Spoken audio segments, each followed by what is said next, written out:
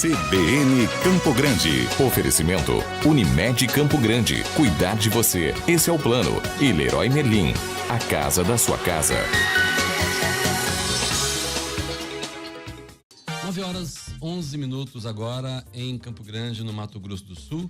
Nós estamos recebendo nos estúdios da CBN a advogada Raquel Magrini. Ela é especialista em direito empresarial, já dirigiu a Escola Superior de Advocacia aqui em Mato Grosso do Sul, foi secretária-geral da OAB aqui no estado, na gestão de 2010. CBN Agro, com Éder Campos. Associação Brasileira das Mulheres de Carreira Jurídica. Ela é candidata à presidência da Ordem dos Advogados do Brasil, Mato Grosso do Sul. As eleições que acontecem no próximo dia 20 de novembro, onde cerca de 15 mil advogados podem e devem participar deste processo. Doutor, em primeiro lugar, muito obrigado por atender o convite da CBN. A gente vai conversar com os 3 candidatos à presidência da OAB Mato Grosso do Sul. A senhora é a primeira a participar conosco. Muito obrigado, bom dia. Bom dia, Otávio. Eu que agradeço a oportunidade de estar aqui conversando com vocês para apresentar um pouquinho da candidatura. A gente poderia começar eu pedindo para a senhora explicar qual a importância, o que é a OAB, qual a representatividade dessa entidade para o nosso estado e para o país? A OAB, ela é a instituição que defende o direito do cidadão. Então, nós representamos a democracia e a busca pela justiça. Então, de acordo com a nossa Constituição Federal, é a Ordem dos Advogados do Brasil que é responsável por toda essa defesa do social e da sociedade. Então, a instituição, nesse aspecto, que tem mais força e que mais pode dialogar com todas as outras instituições. Então, o papel da OAB é relevantíssimo. A senhora prega a renovação. Que tipo de renovação a gente pode estar falando? A senhora está falando que tipo de renovação na ordem? A nossa chapa se chama Renova OAB, porque a gente acredita que a OAB precisa ser renovada, de novas ideias, de oxigenar, de uma maneira diferente realmente do que está sendo conduzido. Nós temos aí uma gestão que participou da primeira eleição e ficou 2 anos, depois mais 3 anos e agora quer mais 3 anos, ou seja, quase uma década permanecendo na mesma situação. Isso não é nada democrático e muito menos uma maneira de gerir sem participação de todos os advogados. Apenas um grupo fica administrando a OAB. Isso não é saudável nem para essa instituição, nem para nenhuma outra. A gente precisa de renovação, trazendo aí essas ideias, esses advogados com uma maneira totalmente diferente de pensar, de tocar o OAB mesmo, né? Para que a gente consiga, enfim, trazer condições de trabalho para o advogado, trazer uma maneira de comunicar com a sociedade diferente, se aproximando do cidadão. Então, eu acho que esse papel, em 2019, vai ser muito diferente. A atuação da senhora é mais em Dourados? A senhora é de Dourados? Eu sou douradense, sou casada com douradense, mas a minha advocacia está aqui em Campo Grande agora. Campo Grande. Sim. Bom, a gente também sabe que a OAB sempre atua nos grandes temas nacionais, como está sempre participando ativamente das questões ligadas a reformas, sejam elas políticas, da Previdência, e também apresentou o pedido recentemente do presidente Michel Temer. Participou também do impeachment da Dilma. Como é que a senhora vê a participação da ordem em temas tão relevantes? A senhora pretende dar sequência a isso caso seja eleito? A senhora pretende participar mais? A senhora pretende não participar? Como é que é a sua visão em relação a essa atuação? A gente precisa intensificar e trazer a OAB para esses debates tão relevantes. O que a gente tem sentido é que a OAB precisa voltar a ser protagonista. No passado, nós protagonizamos os maiores e mais profundos debates da sociedade. A gente precisa retomar essa discussão, trazer o direito e o anseio do social para a pauta de debate da Ordem dos Advogados. Então, na nossa gestão, essa é uma das nossas prioridades, porque a gente sabe que em 2019, a instituição que estiver mais fortalecida e mais próxima do cidadão vai ser aquela responsável por unificar o Brasil novamente, porque nós saímos aí da eleição totalmente divididos.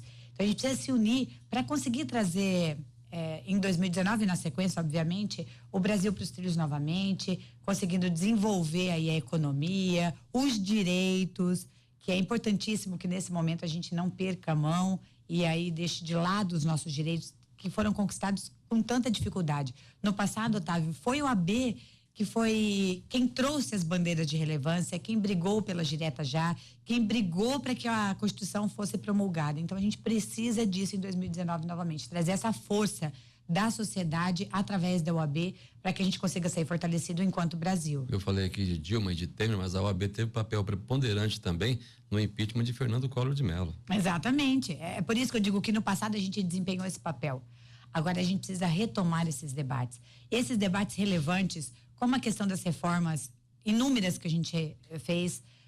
O CPC foi muito debatido, mas a reforma trabalhista não foi. Então a gente precisa trazer toda a sociedade civil para o debate, com esse pensamento de renovação, com esse pensamento de que toda a população deve participar dos debates. Como é que a senhora avalia, como é que a OAB pode contribuir com a sociedade sul-mato-grossense na sua gestão? O que a senhora programa, o que a senhora vê, como é que a senhora avalia a participação da OAB no desenvolvimento da nossa sociedade? A gente precisa aproximar a OAB do cidadão. A gente tem sentido esse distanciamento da OAB nessas questões relevantes que a gente conversava há pouco. Então, a gente precisa aproximar o cidadão e a sociedade desses debates. Então, primeiro, conclamando a toda a sociedade civil para participar dessa discussão, desses temas, e pautando todo mês o que é o anseio social esse mês. Nós vamos discutir tal situação. A gente convoca, abre o canal de comunicação, chamando os outros órgãos também a participar, tirando resoluções, mas transformando esse debate em atitudes práticas. A gente não pode ficar só no discurso. A gente tem que voltar para a ação prática, sabendo no dia a dia o que colocar de diferente.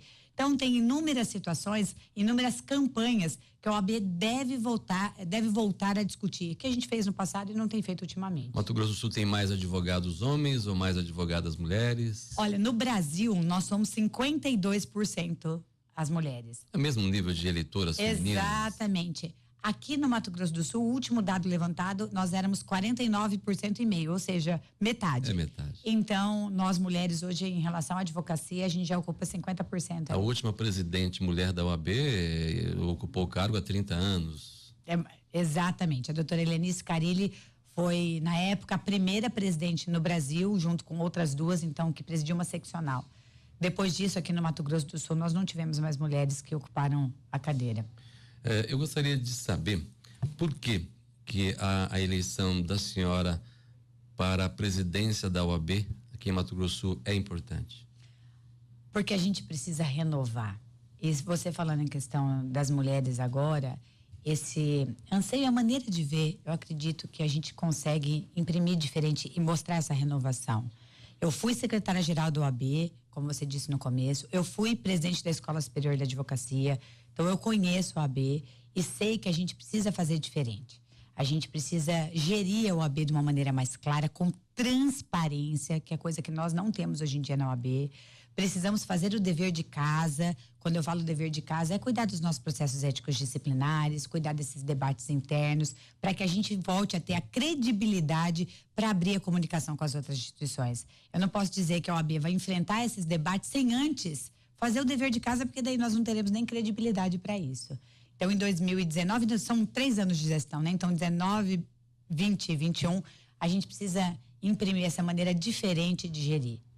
Eu gostaria de aproveitar esse momento também e deixar aberto para que a senhora fale exatamente das suas propostas, né? Porque a senhora fala de renovação, a senhora fala sobre a ordem, fala sobre transparência, então eu gostaria que a senhora falasse das suas propostas para os advogados, as advogadas que estão ouvindo a senhora agora na CBN. Eu gostaria de dizer para todos que estão me ouvindo que a gente precisa imprimir uma nova maneira de fazer a OAB evoluir e ajudar a sociedade a evoluir. A gente precisa de transparência na OAB, demonstrando que todas as instituições devem moralmente publicar os seus gastos. A OAB também.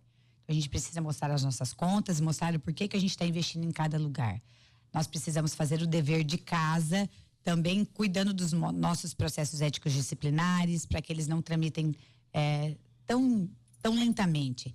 E também, e principalmente, abrir uma comissão específica que cuide dos processos judiciais, da morosidade dos processos judiciais, fazendo um diagnóstico, sabendo onde é o gargalo, qual é o problema, para então a gente apresentar a solução. Tem alguns lugares que a gente sabe que o problema é o cartório, outros é o magistrado, enfim, com esse diagnóstico a gente consegue pontualmente enfrentar e trazer a solução.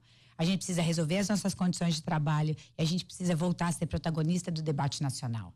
A gente precisa trazer as discussões da sociedade para a OAB para conseguir, unidos em 2019, fazer a diferença. Doutora, chega uma pergunta importante. E como a senhora já foi presidente da escola?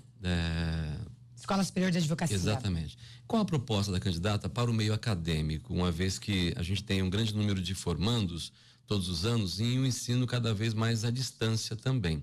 É uma formação sem muita consistência na avaliação de muitos. Nós sabemos que o exame da ordem seleciona, mas é preciso se atentar a isso. A OAB tem participado, tem ido às universidades, tem acompanhado a qualidade do ensino? Ultimamente foi até uma crítica que tem, Otávio, chegado até mim, que a OAB se distanciou também das universidades. A gente teve já uma comissão muito ativa que frequentava, olhava a biblioteca para ver como é que estava o curso jurídico em si. As reclamações que me chegaram, porque antes da candidatura a gente teve um movimento OAB que eu quero, que nós fomos ouvir os advogados para saber quais eram os anseios dele.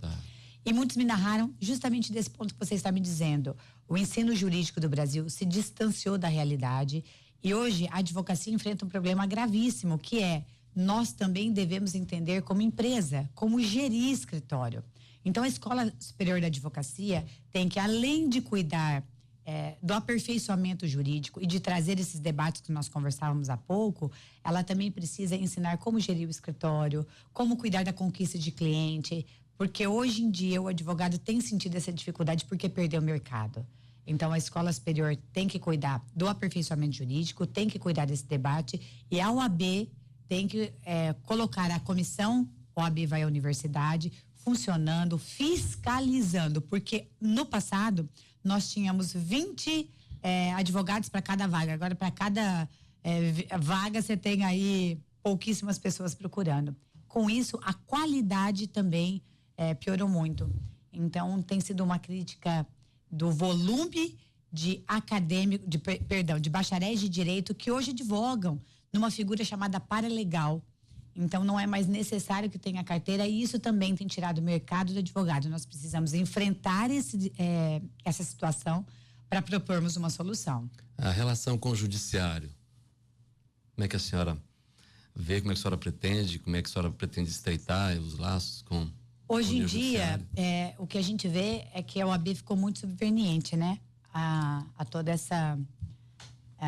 ao diálogo com o judiciário. O que nós precisamos fazer é abrir esse canal de comunicação, não com guerra, não com confusão, mas encontrando o ponto de convergência que nós temos para poder então apresentar divergência, para mostrar que nós não temos inimigos do outro lado, mas sim pensamentos diferentes, mas que os dois às vezes não têm solução. Um exemplo é para a morosidade do judiciário. Às vezes a própria magistratura não tem a solução e é o advogado que vai apresentar porque ele que está vivendo ali do outro lado.